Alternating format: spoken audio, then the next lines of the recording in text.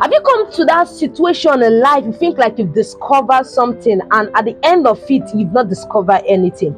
Yeah, welcome to the day 14 of being grateful. The 14 of my gratitude series, 24 days gratitude series, and this is the day 14. Yeah, welcome to it. And in this day 14, I'm actually grateful to God for discovering that I call the discovering part 2, or in a rebranded way, discovering in another dimension. So I actually did a series when I was grateful to God for me discovering who I want to be, and for God giving me vision and giving me a purpose to live. Yes, but let me shock you. In the time when I was at some point when I was growing up as a teenager, when I was in school, there's a self fellowship I do attend, Ambassador's Word. And this beautiful day I attended this fellowship, the same leader was preaching dimension of discovery. I felt like as if I've not discovered myself. I felt like as if I had no purpose. I felt like as if I had no plan, because the way he talked about Jesus that period of time, he just gave me another atmosphere of encounter. And that was when I got my favorite scripture when it comes to discovering, Matthew chapter 16. Yeah,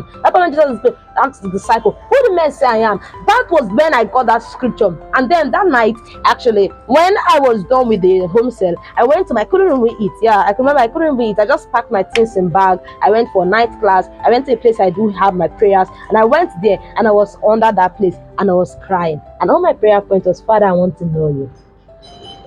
Father, I want just the way Peter. That was my heart cry. I kept on crying. I kept on crying. I prayed that prayer for like days, for months. It doesn't even get into a year.